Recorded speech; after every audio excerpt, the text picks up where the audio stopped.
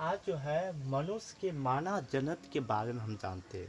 और जो व्यक्ति अगर आज से सुन अगर दूसरे व्यक्ति पर संभोग करते हों और हेरा फेरी करते तो उसके लिए HIV का आने वाला है। क्या आने वाला HIV आप समझते हैं। देखो हमारे पास क्या होता है, चलते हैं तो यहाँ देखिए, यहाँ से जो होता है एक यहाँ से यहाँ क्या है, एक होती है जिसको कहते हैं तपला। तो इसको हम क्या कहते हैं, इसको कहते हैं फोरिन नलिका। क्या कहते हैं, फोरिन नलिका।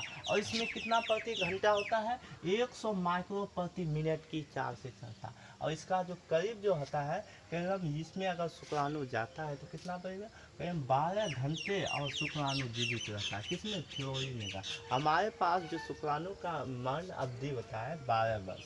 तो यहाँ क्या होता है कि इस जगह एक होता है शक्ति, और इसकी जो सामान्य लंबाई होती है कितना, 7 से 8 मीटर की इसकी लंबाई। फ्लोरीन नलिका की लंबाई कितना होता है, 7 से 8 होते हैं। और इसकी क्या होती है, एक सामान्य गुहा होता है। क्या होती है, सामान्य गुहा। जय श्री राम। भाग की जो होती है जिसको हम कहते हैं क्या, अंडाशय। और अंडाशय का जो मेन फॉर्म होता है कि गर्भाशय को ठीक करना। अब जैसे यहाँ देखो गर्भाशय और इसकी योनि की जो लंबाई होती है कितना, 7 से 10 सेंटीमीटर। ये जो चपला रंग के है इसको हम क्या कहते हैं, 7 से 10 सेंटीमीटर किसका होता है, योनि का।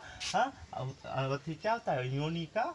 योनि बोले तो इसका जो चप्त होती है, तो इसको हम क्या कहते हैं, 7 से 8 मीटर इसका योनि की लंबाई होती है।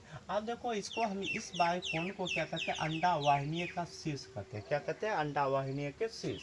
अब यहाँ से जब तक पतली दीवार से एक मोटी रंग की संरचना करते हैं, और इस कैटेगरी को अगर हम कहें तो इसको क्या कहते हैं, हाइमेन कहते हैं। क्या कहते हैं, हाइमेन। और हाइमेन मुख्यतः इस कोने की मान के द्वारा होती है। जैसे कहते हैं गर्भशाला में। अब यहाँ तो प्रश्न होता है, इसके नीचे वाली जो भाग होती है इसको कहते हैं वल्फा। क्या कहते हैं, वल्फा। तो वल्फा में क्या होता है कि इसके अनेक प्रकार की चीज मौजूद होती है। जैसे हमको कहा दिया गया कि यहाँ तो आप समझते हैं कि एक बार संभोग करने में क्या हमको तुरंत हो जाएगा, नहीं, ऐसा बात नहीं है। उसमें कितना अवधि लगता है, देखिए करीब हम सबको पता है गर्भाशय का करीब 8 महीने के बाद उसमें कितना 8 से 10 सेंटीमीटर क्या होती है, एक लंबा अंडाकार बन जाती है। क्या बन जाती है, लंबा एक अंडाकार बनता है। जिस निषेचन का फलस्वरूप का क्वेश्चन है कि नर युग्मक तथा मादा युग्मक अंडाणु के संयोजक या संकुलक को क्या कहते हैं, हम निषेचन कहते हैं। क्या कहते हैं, नर भी होना चाहिए साथ साथ मादा भी होना चाहिए। दोनों स्त्री पुरुष जब तक संभोग नहीं करेगा तब तक क्या निषेचन की प्रक्रिया नहीं होगी। और ये मुख्य 10 से 12 वर्ष के क्षमता 10 से 12 वर्ष की जो होता है स्त्री की क्षमता प्रारंभ होती है। और पुरुष में क्या होता है, 14 से 16 वर्ष में क्या होता है, 14 से 20 वर्ष तक, यानी 12 से 20 वर्ष तक की प्रारंभ हो जाती है। यानी 12 से 15 वर्ष में क्या होता है, शुक्राणु की प्रारंभ होती है।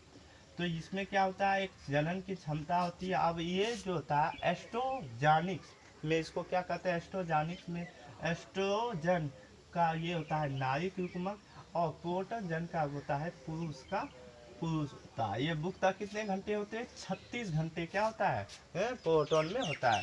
अब कहता है कि दोनों को संभोग करने के बाद कौन सी रोग होता है, देखते हैं। एस्ट होता है, क्या होता है, एस्ट में क्या होता है, HIV जिसको कहते हैं human mentals of apps virus, HIV। और इससे कहीं हम क्या 12 से 15 सेंटीमीटर होता है। ये एक फ्लोरीन नलिका एक मनुष्य के मादा जनन के पूरा संपूर्ण व्याख्या। ठीक है।